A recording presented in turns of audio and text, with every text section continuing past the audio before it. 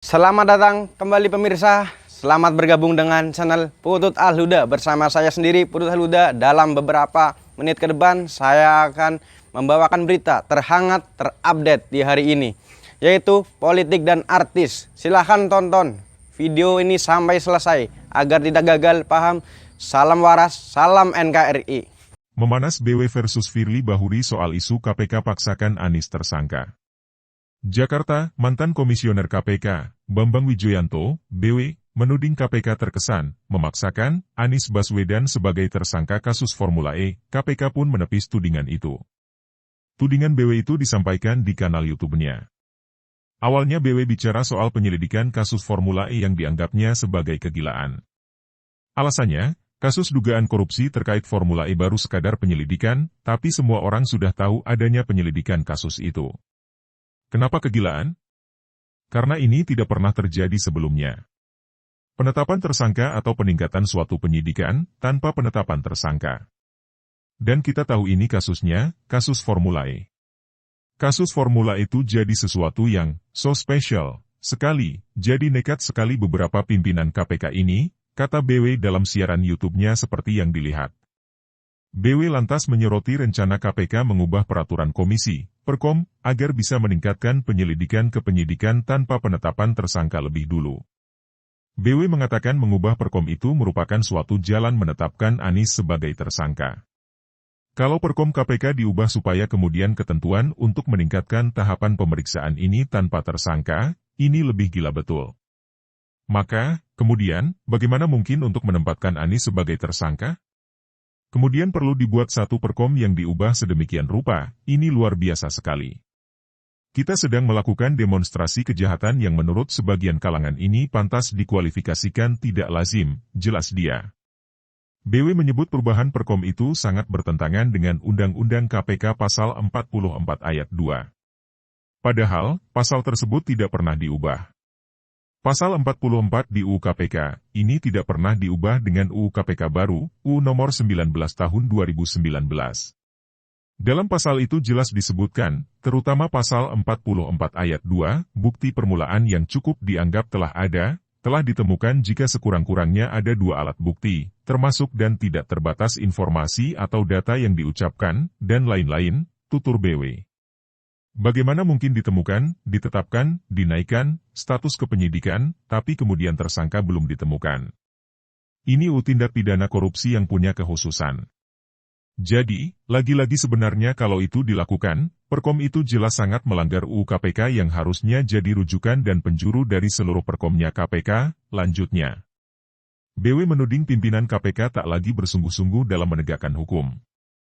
Dia menuding KPK tengah mempertontonkan pelanggaran hukum. Selanjutnya respons KPK.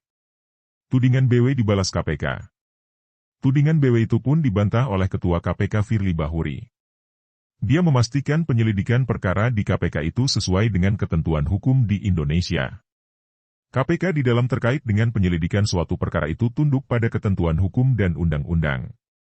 Karena sesungguhnya KPK sangat menjunjung tinggi asas-asas pelaksanaan tugas pokok KPK sebagaimana diamanatkan pada Pasal 5 UU 19 tahun 2019.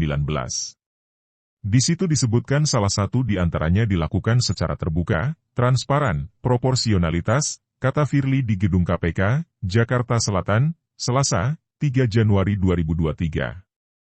Jawaban Firly ini disampaikan di sela konferensi pers kasus suap dan gratifikasi AKBP Bambang Kayun. Firly ditanya wartawan soal tudingan Bambang Wijoyanto soal dugaan KPK memaksakan Anies sebagai tersangka Formula E. Menurut Firly, penegakan hukum yang dilakukan KPK selalu mengacu pada ketentuan hukum. Dia memastikan penyelidikan kasus yang dilakukan KPK dilakukan secara profesional. Advertisement. Kita tetap tunduk kepada prinsip-prinsip hukum pidana. Apakah itu diatur di dalam UU KPK sendiri ataupun hukum acara, katanya. Firly memastikan KPK tidak akan menetapkan seseorang menjadi tersangka tanpa adanya bukti permulaan yang kuat. Prinsipnya adalah KPK tidak akan pernah mentersangkakan seseorang kecuali tersangka itu berdasarkan perbuatannya dan atau keadaannya berdasarkan bukti permulaan yang patut menduga bahwa dia adalah pelaku tindak pidana, ucap Firly. Selanjutnya KPK kaji penyidikan tanpa jerat tersangka. KPK kaji penyidikan tanpa jerat tersangka. Sebelumnya, KPK melalui kabak pemberitaannya, Ali Fikri, mengatakan KPK masih mengkaji terkait perubahan proses penanganan perkara yaitu dengan menaikkan status kasus ke penyidikan tanpa menetapkan tersangka. Menurut KPK, hal ini dimaksudkan agar menaikkan status suatu perkara ke tingkat penyidikan tidak sembarangan. Sebagai profesionalitas kerja-kerja pemberantasan korupsi, KPK masih terus melakukan berbagai upaya tindak lanjut dari laporan pengaduan yang disampaikan masyarakat atas dugaan tindak pidana korupsi pada penyelenggaraan Formula E. KPK memastikan untuk tetap fokus menindaklanjutinya sesuai dengan ketentuan hukum serta tugas dan kewenangannya berdasar undang-undang, kata Ali, Senin, 2 Januari 2023. Di lain sisi, KPK menyayangkan adanya opini pihak-pihak tertentu yang tidak menggunakan landasan-landasan hukum. Hal ini dikhawatirkan justru bisa menimbulkan pemahaman publik yang salah kaprah, imbuhnya.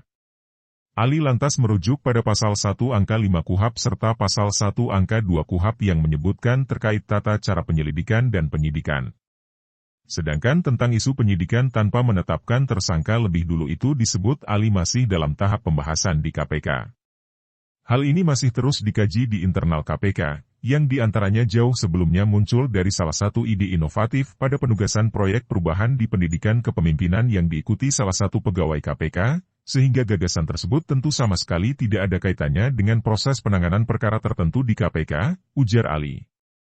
Ali menyebut di tahap penyelidikan, KPK sering kesulitan.